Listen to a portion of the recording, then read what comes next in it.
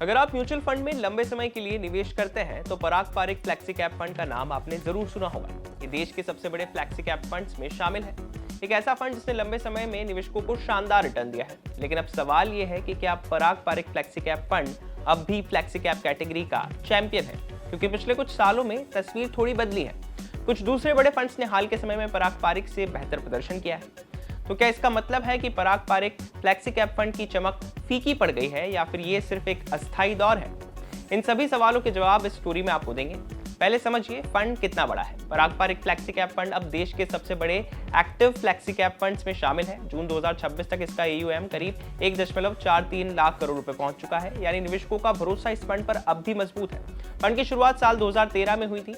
ये large cap, mid cap और small cap कंपनियों में निवेश कर सकता है। फंड की इन्वेस्टमेंट स्ट्रेटजी मुख्य रूप से लॉन्ग टर्म वैल्यू इन्वेस्टिंग पर आधारित है, यानी कि ऐसी कंपनियों की तलाश जिनके कारोबार की क्षमता मजबूत हो, लेकिन बाजार में उनकी कीमत फंड मैनेजर के अनुमान के मुताबिक कम हो सकती है।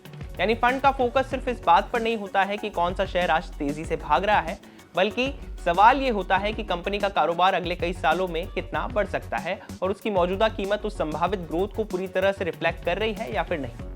पराग पारिक फ्लेक्सी कैप फंड की लॉन्ग टर्म ट्रैक रिकॉर्ड मजबूत है, लेकिन यहाँ एक जरूरी बात समझना बहुत जरूरी है कि हर समय कोई भी फंड कैटेगरी में नंबर 1 नहीं रहता। मार्केट साइकिल्स बदलते रहते हैं, इसलिए किसी भी म्यूचुअल फंड को सिर्फ 6 महीने या फिर 1 साल के रिटर्न के आधार पर जज करना सही रणनीति नहीं है। टॉप फ्लेक्सी कैप फंड्स की 10 साल का रिटर्न देखें तो क्वांट फ्लेक्सी कैप फंड ने करीब 20.4% का कंपाउंडेड रिटर्न दिया है। पराग पारिक फ्लेक्सी कैप फंड ने 18.8%, जेएम फ्लेक्सी कैप फंड ने 18.7%, HDFC फ्लेक्सी कैप फंड ने करीब 18.6% और एडलवाइस फ्लेक्सी कैप फंड ने 17.6% का कंपाउंडेड रिटर्न दिया है। तो इस तुलना में क्वांट फ्लेक्सी कैप फंड का प्रदर्शन सबसे बेहतर रहा। पराग पारिक फ्लेक्सी कैप फंड दूसरे नंबर पर रहा।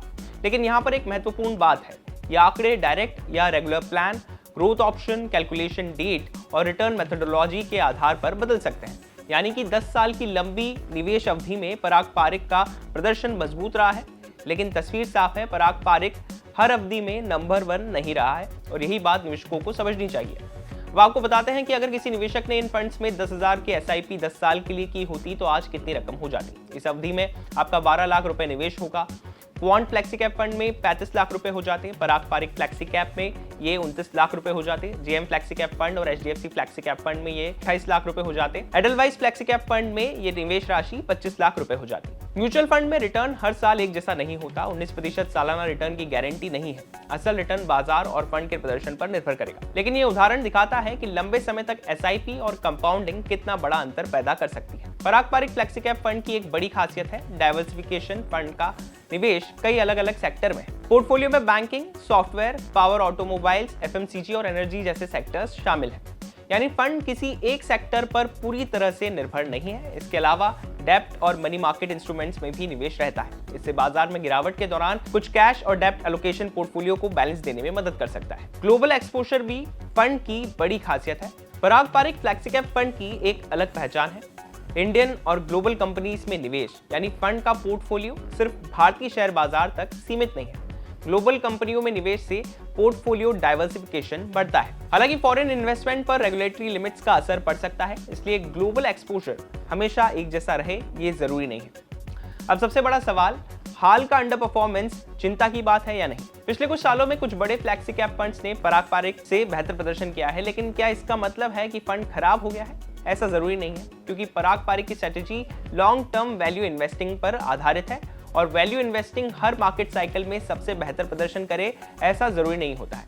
कभी ग्रोथ स्टॉक्स तेजी से भागते हैं तो वैल्यू स्टॉक्स पीछे रह सकते हैं, लेकिन जब मार्केट साइकिल बदलता है तो तस्वीर फिर से बदल सकती है। इसलिए सिर्फ 6 महीने, 1 साल या फिर कुछ कमजोर वर्षों के आधार पर फंड से बाहर निकलना सही रणनीति नहीं हो सकती। पराग पारिक फ्लेक्सी कैप फंड किन निवेशकों के लिए ठीक है?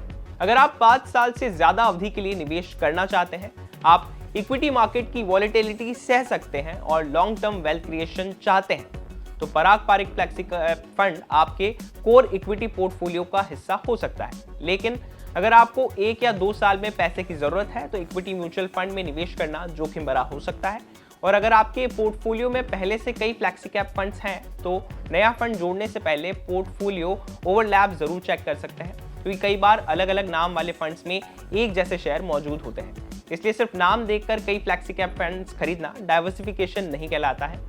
एक जरूरी बात हमेशा ध्यान रखें, फंड का चुनाव सिर्फ पिछले रिटर्न के आधार पर नहीं बल्कि अपने गोल, रिस्क प्रोफाइल और इन्वेस्टमेंट होराइजन के आधार पर करें, क्योंकि असली सवाल ये नहीं है कि आज कौन सा फंड नंबर 1 है, असली सवाल ये है कि आपके लिए कौन सा फंड सही है। म्यूचुअल फंड स्कैन के आज के एपिसोड में बस इतना ही। बिजनेस से जुड़ी बाकी तमाम खबरों के लिए आप देखते रहिए बिजनेस।